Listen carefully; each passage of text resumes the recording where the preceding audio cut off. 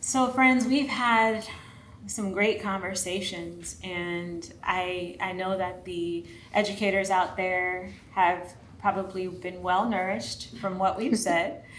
I'm curious to know because who's in front of me, all of you amazing, phenomenal beings on the Youth Advisory Board, you are very, very resilient. You're very accomplished, very kind, and successful souls. And so, what did work for you in terms of the educators that have served you along your way? What worked and what didn't work? And how did you become who you are becoming constantly today? Anybody want to start? I can start. um, what pushed me through actually high school, elementary school, just through the whole entire school system, it's always one counselor at each school that I connect with. Like they knew my whole entire life. I felt like they were in that labor room with my mother. That's how deep that bond was, and it's always one counselor. Out of all the schools I went to, it's literally one counselor. So this particular, I'm talking about high school now. The particular counselor that I had, I got taken from school. So 2-for-1 kids came and got me in the middle of school day and picked me up and told me I had to go. When I say I went AWOL, I literally went AWOL. I was like running through the whole entire school, up and down the stairs. I was hiding in bathrooms. I just didn't want to go. Then my counselor found me. I don't know how this lady found me. I swear. Connection. Like, I don't know how she found me. I was hiding underneath one of those it's not a pew, one in an auditorium, those seats. I was hiding under there. I didn't want to get caught. I didn't want to go. So she sat me down, and all she did was just hug me. She didn't say no words. She didn't say nothing. She just hugged me, and I just started crying, and I just started crying louder and louder and louder. I don't want to go. I don't want to go. I didn't even realize I was standing up, still crying, telling me I don't want to go. And she's just caressing me. It's okay. It's okay. You're still going to this school. I'm still going to be here. We got this together. That lady has been in my life. That's beautiful. For the time I was 14. I went to that high school in 2014. I was 14. I just turned 14, probably like 14 and 3 months. But she stuck with me all the way until I had my daughter last year, 23. That it's always one person in the school system that any youth, whether you're in foster care or you've been adopted or you're just, you're just in a loving family and you just need somebody because at that time you just don't know how to cope with whatever you're going through that's rocking your world. There's always going to be that one person. And if you are that somebody to that youth, never let them go. Never let them go. Because once you do, they might drop. Trust. I got let go. And I dropped. First time ever going to the Justice Center. I dropped. Then she came back. And now I'm here. Yes. And as being here, it's bringing my trauma and foster care actually turning into, I'm alchemizing my pain into power. Yes. So this is amazing. You never know what to say, what you do to a youth. You can even just tap them on their shoulder. That touch, that might stay with them until the rest of their life. You just never know.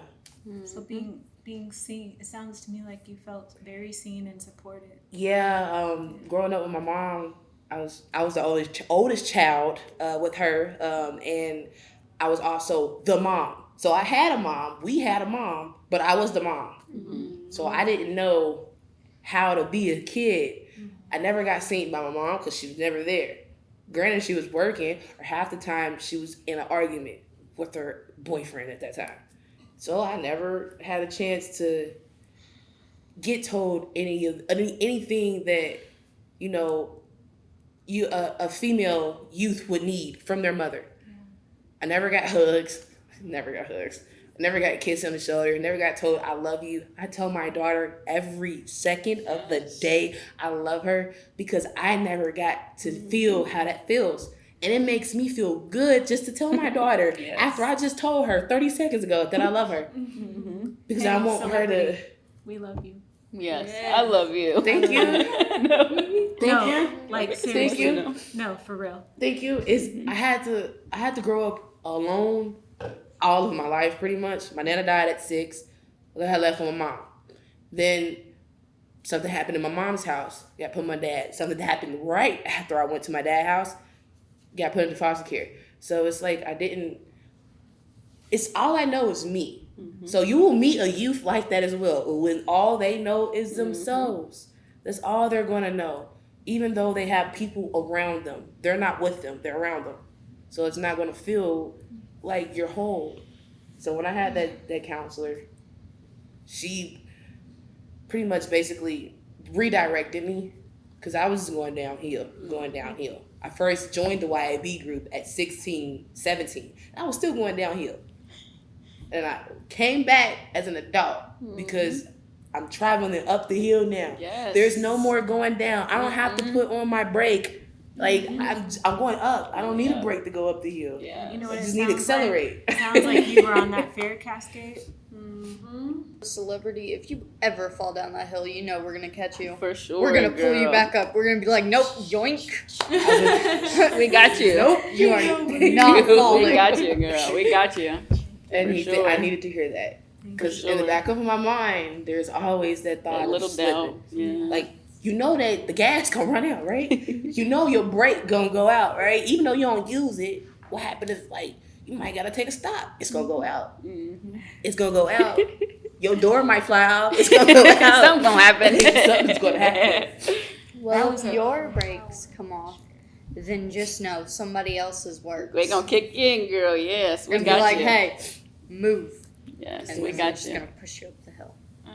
Yeah, I agree with celebrity. For me, growing up, one of my biggest motivators was seeing the trauma and living through it. I got took at the tender age of 3, so it started really early for me, and I noticed like I didn't want that for me. I didn't want that for myself, so I really took hold of the books and education. I was always top of my class. I graduated top 10% in high school, got a gold court. So one thing that worked for me was being involved. I was involved in any and everything that I could be in. And during my involvement, as Celebrity said, I was able to find that one teacher. It was always either a teacher or a coach for me because I did a lot of sports. And they just wrapped their arms around me. And I feel like what set them apart from the other teachers was they kind of, we're told all the time to not mix business with pleasure, but they kind of seen it at a different light. They seen it as, you know, you're one of my child, you're one of my students, so I'm going to actually,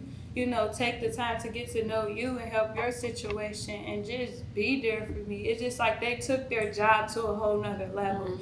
And I think that's kind of what we need. We need people that's, you know, able to take that extra step and really just get involved with their students. A lot of teachers, they don't really know their students. I mean, but they're overwhelmed. So, you know, I have to take that into account. But that and just being a part of a team, I think that's what really helped me. As I mentioned, I did a lot of sports. I was captain of my volleyball team, co-captain in the 8th grade. We went undefeated my senior year. So being a part of that team, it was just like having a family. So that is what helped push me by staying involved and staying connected. Even when I got to college, which was the hardest for me because I didn't, you couldn't just easily go get on the basketball team or go get on the volleyball team. And, you know, I had social anxiety, so it was hard for me to make friends and go out to the campus thing. So once I got involved with Hemi, and I got my mentor through Hemi, which was a mentoring thing that we used to have, is no longer here, but my mentor to this day, since 2019, she has kept in contact with me every birthday, every holiday, even Valentine's Day, y'all, she got me something. And it's like people like that, and it's like no matter what, I cut her out for 3 months. I was like, I don't want to talk to nobody. And she was okay with that. So having those adults that have that understanding and willing to just go that extra mile, that is what really helps. Even if you can't do it, but you know a counselor who maybe can, or even a coach or whatever that maybe can, like Celebrity said, hold on to those youth that y'all make an impact on. And do not forget them, because we will not forget you all. Never. Never. Nope. For me, my teachers have always been understanding because, I always, talk to them. Except I never found counselors very helpful. What would have helped you? What would help you? Well, right now, What did help you? what helps me is surrounding myself with people who love me no matter what. And actually, this year, like 20 kids or so wanted to fight me. And, I was cool with it. I was like just walking the track and they were all behind me. I didn't care. I didn't care that they were behind me because I knew that I wasn't going to fight them. And so I was just okay with it because they weren't going to do anything. But then Aries and CJ stepped in and I held off CJ because he was easy to hold off. He was just like, he was tiny. Like not tiny as in like tiny, but he's tiny compared to me. Like his, I guess like push. You know what drives you? His is very tiny. Real quick, too, also, you said something, and I wanted to expand on that. You said that you talk to your teachers. Mm-hmm. How do you know that you can? What signal do you get from them that lets you know that you can open up? Well, some teachers, it's just that they reach out first. Like I had this one teacher, and like those teachers that are like assistant teachers that are always there to help children, and they're always just walking around. It's those mostly because they're not really like teachers. So they reach out first. So to you? when they're, and they're just like, do you need help? And I'm like, nope, I know all this. And then they're like, okay. And actually one of them, she brought her snake. And I was like, are we gonna hold it? And it was a corn snake. And I loved it. And I held it for like most of the class. And I was like, yay. And How like, did she know that she could bring a snake? Did you tell her you liked snakes? Yeah, So and she listened and she remembered. yeah. Awesome. And then I told her Active listening, about yes. this Gills Club thing that I used to go to, but I kind of like aged out because I'm old. Girl, But then I told her about it, and then she signed her daughter up for it. So I'm glad because I helped a little girl discover something that she might like in the future, and I got to hold her snake. And her snake, What was her snake's name? Do you remember? it was like something like corny or something because it was Something corny. It was like a Field, I think. It was like a corn snake. Its name was Field or something. One of the things I've heard you say, and it's kind of been consistent, it's the value and the importance of people listening. And it seems like that's important to you. Yeah, because everyone wants people to listen to them. Yeah. They don't want you to just be like, did you say something? Sorry, I was completely zoned out. So it's being present, right? And that's why they call it a gift, because we're present. And I want to thank you for that share, and thank you all for that share. And I'll say for me, what I remember is what was really helpful were teachers that understood that everyone is a student and a teacher. So I had an educator, I'll call him Dr. B. And Dr. B, he taught me that. He said, Mel, I can learn a lot from you as well. You're an expert in your lived experience. Please teach me. Wow. And he said, because everyone is a student and a teacher. And he told me, and I'm humble enough at 60 years old to say that. And it stuck with me. Wow. And so that was what was really helpful for me. Yeah. I think early on I decided I was just gonna faint and submit and be what everybody wanted me to be. And I did that up until my sophomore year. And then my sophomore year, My freshman year I had the same teacher, but she was specifically my English teacher. And she had been my English teacher every year, actually. But she was my person that she became my person. But my freshman year, I didn't like her. When I say I was terrible in her class, I intentionally went out my way to make her job difficult. And one thing that really stuck with me is she never gave up on me. Like, she always welcomed me with open arms. She always just kept that inviting thing, and it wasn't like I didn't come in the next day and she was just like, oh, you were standing on my tables yesterday. It was like all of that was erased, and I'm just Jaleesa coming in a whole new day, and that meant a lot to me because of them labels, right? We keep them labels and they go, but every day she erased my label. She erased what I did the day before, and she started new with me every day. She was also the one who taught me the power of my writing, because I had a lot of, I'm going to call it anger, but I've learned since this training that it's not anger, it's energy. I had a lot of energy, and she was the one that showed me how I can do that. And writing, it's always been like a strong suit, but I've never like oh, I'm going to write this down. But she was the one that's like, write about it, put it in writing. And she like really, really pushed that on me. And that was something that helped me start learning to cope. And then it's like my sophomore year, I was like, you know what? I actually do want to be better. I'm like, the way I'm moving right now, I'm going to end up just like my parents. And to be transparent, my mom was a prostitute and my dad's been in prison my whole life. And I was literally like, when I say I was following in their footsteps, I was very promiscuous. I didn't care. Nobody could tell me nothing.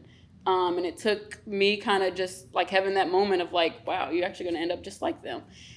So with her support, I wanted to be better. And she showed me how. And it was just channeling my energy differently. And another thing, she never forced it. I think that's another big thing that educators could learn from. She never forced that relationship. She never was like in my face, like, let me be there for you. It was just at my own pace. It was whenever, but she always let me know that she was there, she was around. And then I was actually put into independent living when I was 16. They didn't give me any life skills. I knew nothing. They put me in an apartment and said, this is yours. Maintain it. And still go to school and still do this. So here I am, 16-year-old in my own apartment, trying to figure out how to maintain a home. Mind you, I've never had anything of my own ever. So it was just, but she was right there. She got me a crock pot. She got me a crock pot cookbook. And there was just like them really small things where she just like really went out her way to like just support me and be there. And then with all of that, I just kind of started seeing my own potential, and I started seeing what I can do. And that's honestly what's been driving me ever since. I am too that person, that adult I wish I had, that safe adult that I wish I had. I'm that parent that I wish I had. I actually started the youth advisory board from scratch. So to see the family that I've built, like when I say like, and I'm not gonna try not to get emotional, but it's been like that, it drives me. Like, so when we're like going to state hearings and meeting with all these youth organizations and actually like influencing policy change and trying to improve the foster care system, and I meet youth like us, you know what I mean? And we've just built a whole board, and we connect, and it's just like, so it just keeps me going. But yeah, just trying to be better than I was yesterday. That at this point, that's literally what keeps me going, and we just be making it happen. Make it happen. I honor you. Yeah, I honor you all. Mm-hmm. Thank you. Thank you so much. Yes.